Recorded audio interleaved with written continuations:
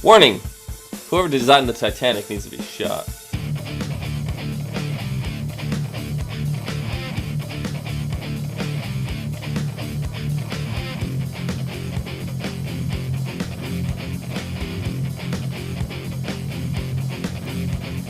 What's up, everyone, and welcome to the As Seen on TV the As Seen on TV podcast for Legends of Tomorrow, Season 3, Episode 2, Freakshow.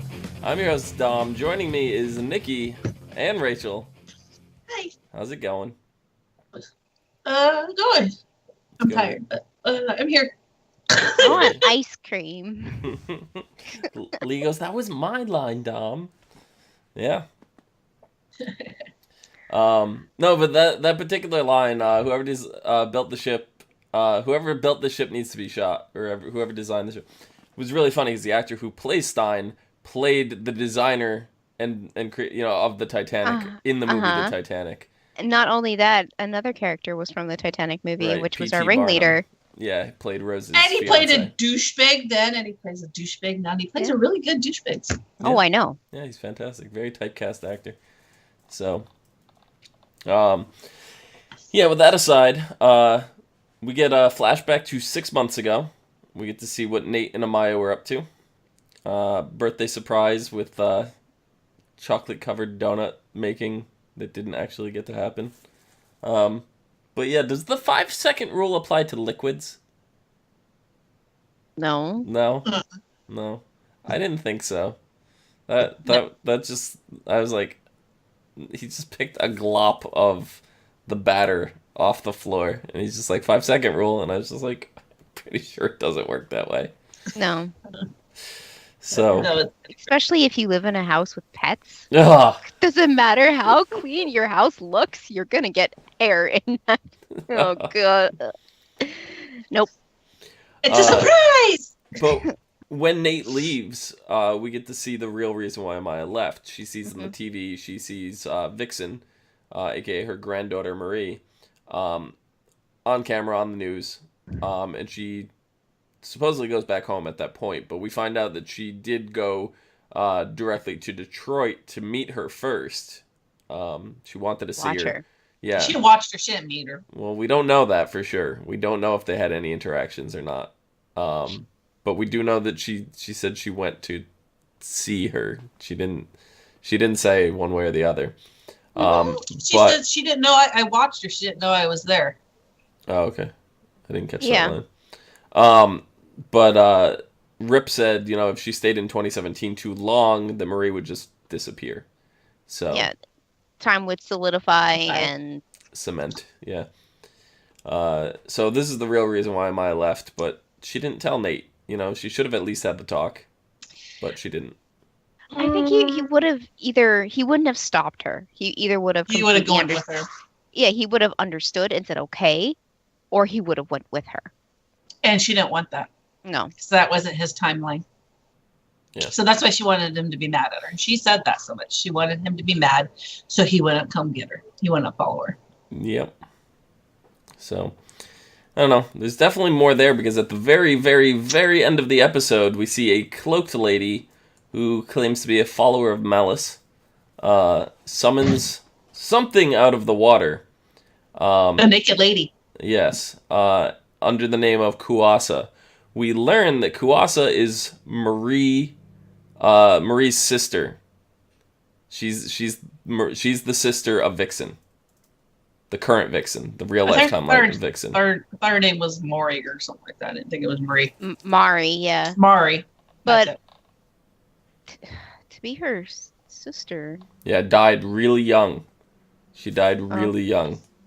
Okay. So she's in the animated series. So if you guys have not watched the Vixen animated series, you're gonna have to do that soon. She does look really familiar. Yeah. All I know is who impregnates the grandma to have the grandchild, to have her daughter to have the grandchild. Yeah, or is she already pregnant? Well, it's saying here that it's Mari McCabe's sister, not Marie. Okay, so Sorry, yeah. all right, so I got that confused. It's Mari McCabe's sister. So this is Amaya's grandmother. That's who this is. Kwasa is Amaya's grandmother. So, but yeah, she is in the animated series. So, if you guys not caught that on CW Seed, I recommend checking that out because you will learn more on her, and it'll fill you in on what her role is going to be coming up on this season. So, but here we're dealing with this episode with 1870 Wisconsin, right around the time of P.T. Barnum. Okay. So going into this, Ray has reverse engineered the Time Bureau's tech. So now the ship can locate anachronisms themselves. Mick's just like, yeah, it kind of looks like acne to me. Yeah. They gave the world acne. Yeah. Mick, yeah, exactly. You guys the legends gave the world acne. Mm-hmm. Time acne. Time acne. Anachronism acne. I mean, anachronism almost is acne, like in the name. Yeah. So, but I like Ray is time also acne better. Ray has also been working on a hypermolecular compressor, which is more basically known as a shrink ray. Yeah, shrink ray. I liked how he didn't like the name shrink ray, but that's all it was. Like, seriously. I mean, it's Rick Moranis, is the first one to come up with this. Honey, I Shrunk the Kids. It works the same way. Shrinks things, makes them larger.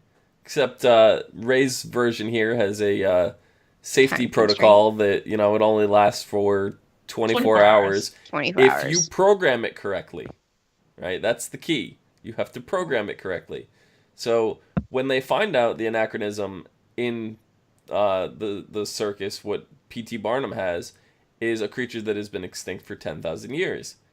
A saber-toothed tiger.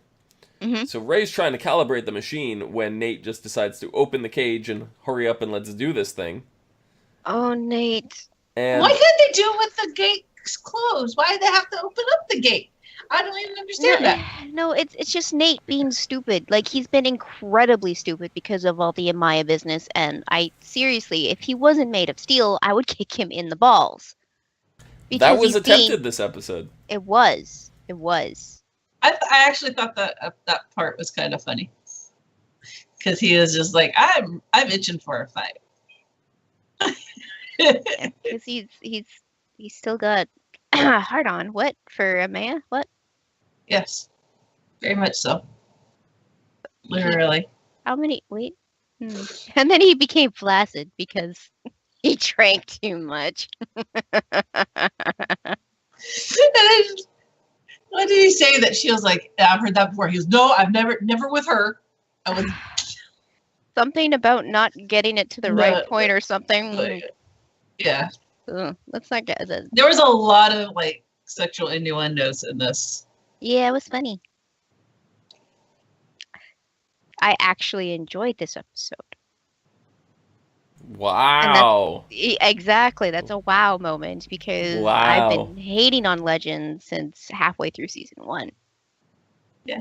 I don't know. I just think the way Rip is acting, we know that there's some greater thing at the end. Wait, it just hit me. The reason why Nikki liked this episode is Rip's not in it. He was. I didn't even realize. Thank you for pointing that out. He's acting not just for, the secret that they have, but something else. Like I think we all know he's secretly rooting for. He's definitely rooting for them because he is. He would not have allowed them to take the tech last episode because yes, Mick may have lifted the items, but he was well aware of it before he asked. Oh, I misplaced my time watch. Open a portal for me. Yeah, so he knew. No, he knew. But there's something else. There's something else besides this end boss kind of thing. There's something else going on with him that he's not even telling this chick agent right now I cannot stand. It's because he's not in charge again.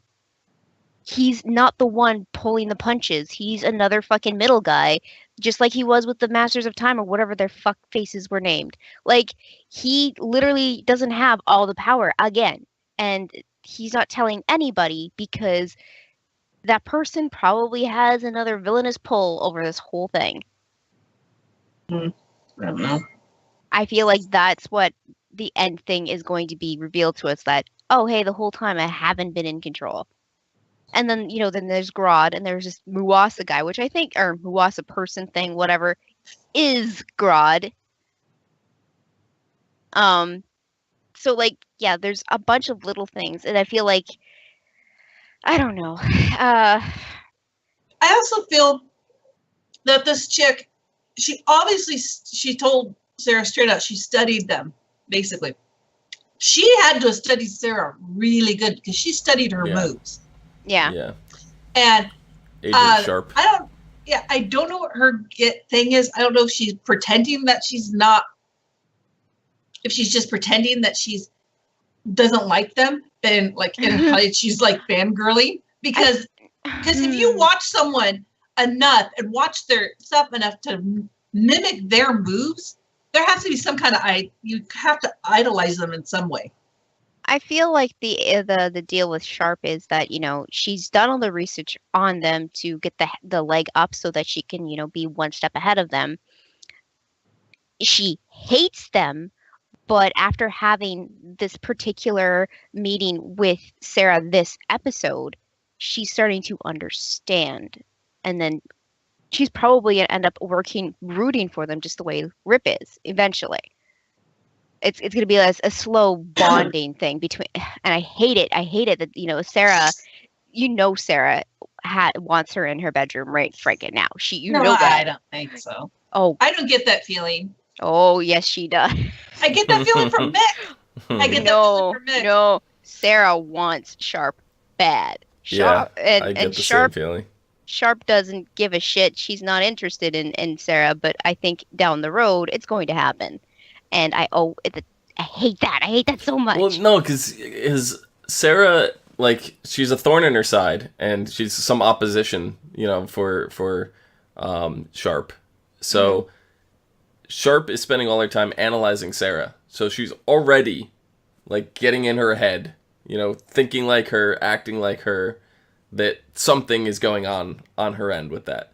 Not so much as it is for Sarah, who feels she's an equal. And it's the first time that Sarah's really had an equal like this to go against. So I definitely see feel it. the love interest between them at all. At all. I see it one way right now. It's one way right now. It's more no, of... I don't see it at all. At all. I don't know. There. It's more of a... It's more of a cat and mouse kind of thing, but they're just toying with each other. But I don't see that romance or even interested. It's not a romance right now by any means, and it's not even like I don't think it's either one of them are aware of it right now. That's the thing. It's one of those where it's the love-hate relationship, where they're like enemies, they're rivals, but they're really invested in each other at the same time. You're gonna see it's gonna play out, guaranteed. Guaranteed. I see it. If they do, I think it's retarded. I don't know. So I do have to ask you, Rachel, though, as someone who's not very fond of clowns yourself, could you relate to Mick this episode? Yeah, just a little bit. All right, okay, you're fearful of clowns, right? I don't like them. They give me an uneasy feeling. Yeah, she's not like, oh my god, it's a clown, I have to hide. All right, Yeah. it's exactly like Mick. Mick was just like, I hate their faces. Like, their presence is just, I want to punch them in the face. Totally a It reference because he's like, there's sharp teeth. Yeah. It's like, yeah, that was a total It reference, and I got that. And I was just like, oh god, seriously. But yeah. I just love that actually like turned into something this episode. Like we had Dr. Stein dressing up as the clown to try to like blend in, get their friends back, because P.T. Barnum did kidnap a bunch of them. All of them. Yeah, pretty much all of them. Much all he of had them. Ray.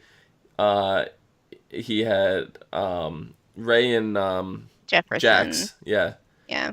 And was originally going to build them as the God of Fire and the Incredible Shrinking Man until they're like, yeah, we can't do this. So then he harnessed them together, which was really bad because their arms were still in the back. Like, at that point, if they were conjoined twins, the arms should have been inside the giant tuxedo. Nope. In the real life conjoined twins, they had little hands in their back.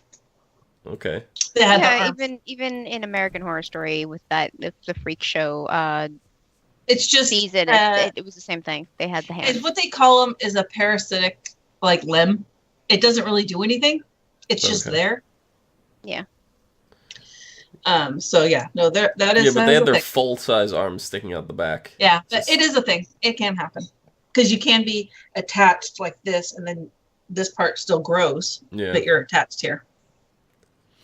But then they were known as the real yin and yang, and they got to do some amazing juggling acts, and bravo. That's like what it looks like when I try to juggle as a single person. Well, see, okay, and how P.T. Barnum, this goes to show how far we've come with medical jargon and knowledge of embryos, because he's like same mother, different father. But if they're conjoined, they are the same egg that split, because that's what twins are. Mm-hmm. But they didn't know that back then. Yeah. No. So I was just like, that's not how it works, dude. But then Amaya and Nate also got kidnapped. Amaya basically turns into Crazy Bear Lady and almost kills P.T. Barnum. And this is where it came into my mind because Rachel mentioned maybe she's already pregnant. I was like, it's hormones. It's all hormones. She's flipping out because it's hormones. She might be. And Nate had to talk her down. And this is where she admits that what we thought were poachers that she killed were actually just a group of young boys and stuff like that. And she's having trouble. No, they were Belgium soldiers, but they were young. Yeah. And she's having, I said poachers, not soldiers, but, and she's like, the totem is kind of taking over. I'm afraid I'm losing control, that I'm going to do this in my village and not be able to control it. So the legends ask her to stay on the team until they figure out what's going on. Yeah. So, with her grandmother now in play, it's going to be even more reason for her to stick around. So, that's going to be interesting. Yeah, I'm definitely gonna have to do some research on Kuasa because I'm thinking if you're from the same line, you wouldn't. Why would you go back and try to do bad things? I don't know. I don't know. Makes me sad. Well, it seems like the grandmother was tied up in some really bad stuff, and that may be what's affecting the totem now.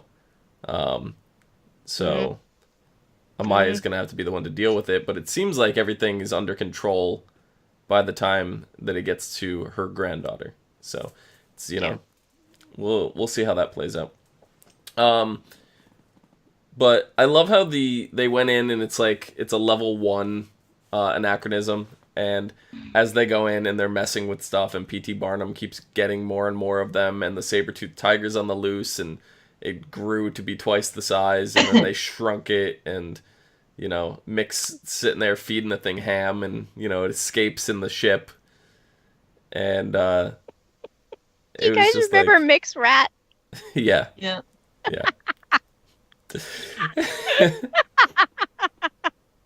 Sorry. It's just Mick has a thing for small pets, and I think they should just get him one. He does. He needs one. A little baby saber-toothed tiger. And he needs a hamster. Yeah, and the anachronism jumped up to I think a level 8 or 10 or something at one point. Got to a 9. A 9. It went to 9. Yeah. Mm-hmm. It went from a 1 to a 4 to a 7 to a 9 to a 9. Yeah. And this is where they found out that Gary from the Time Bureau was spying on them. Gary. Fucking Gary. Damn you, Gary.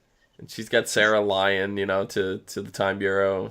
Doesn't want backup coming, that it was his fault. and all this stuff. And I know him from somewhere, and I can't picture it. I can't put my finger on where I know him from.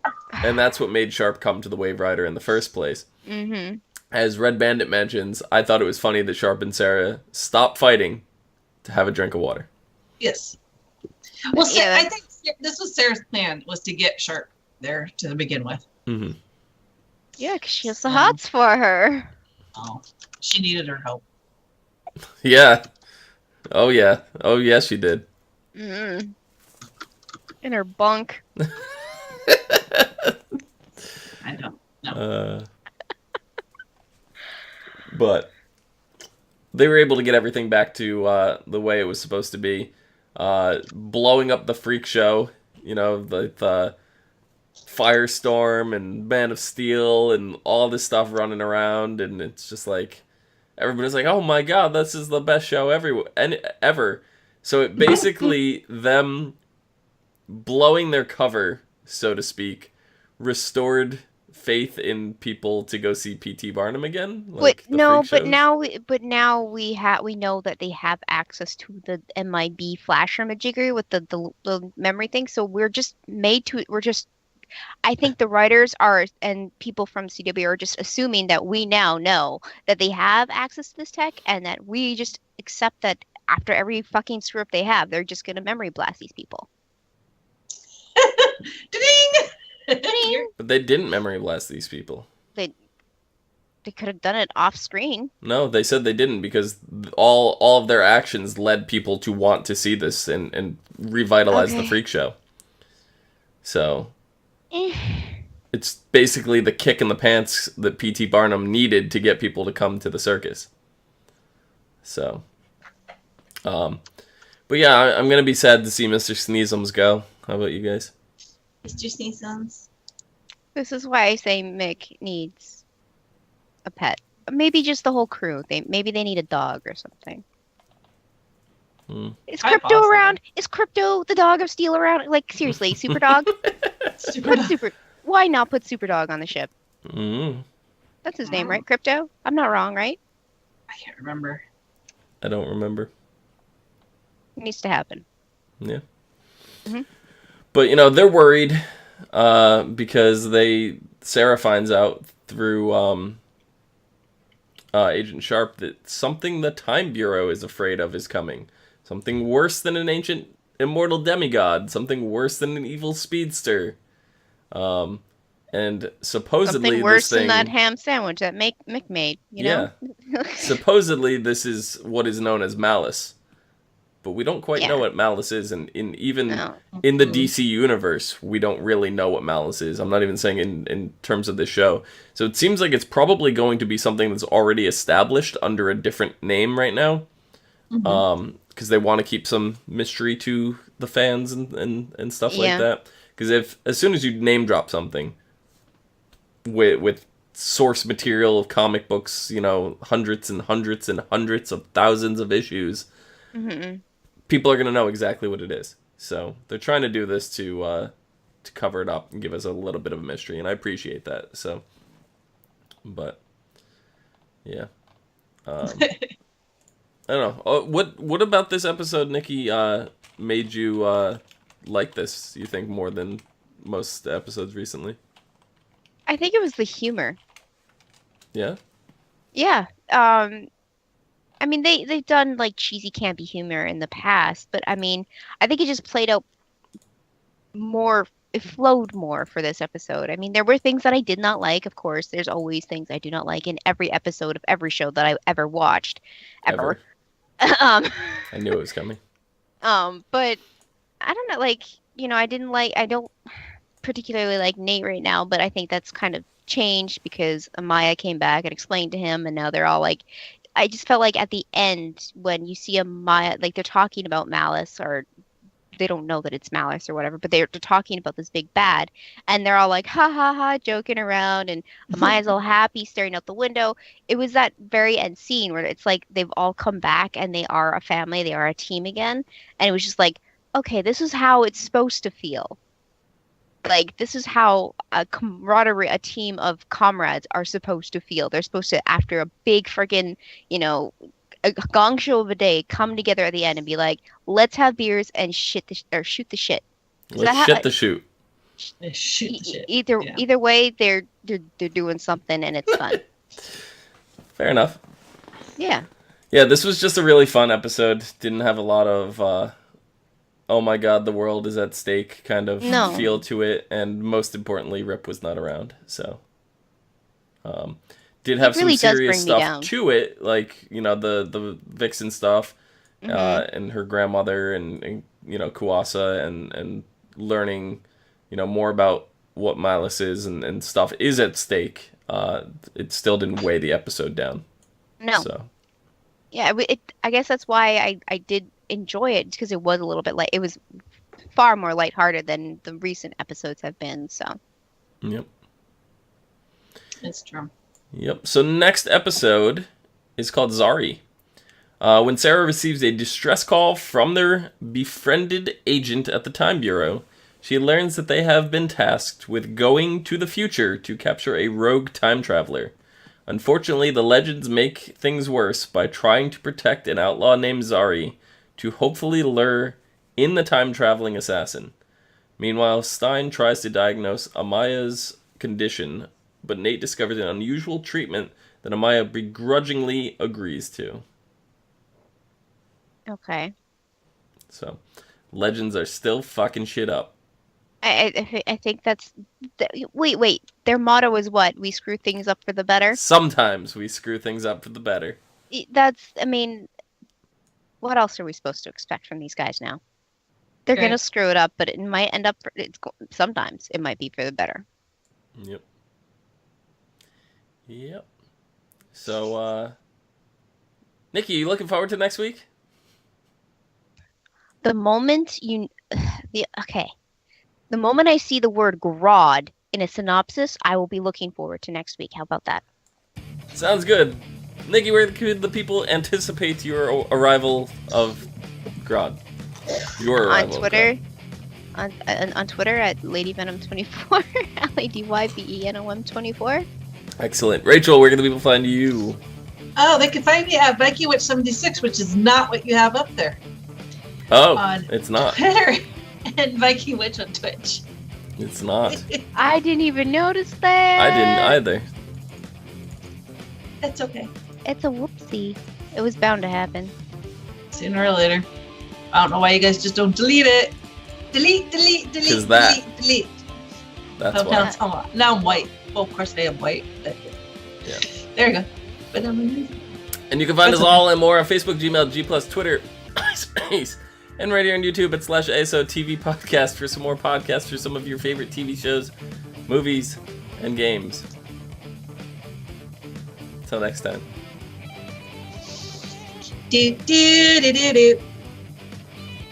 No. No.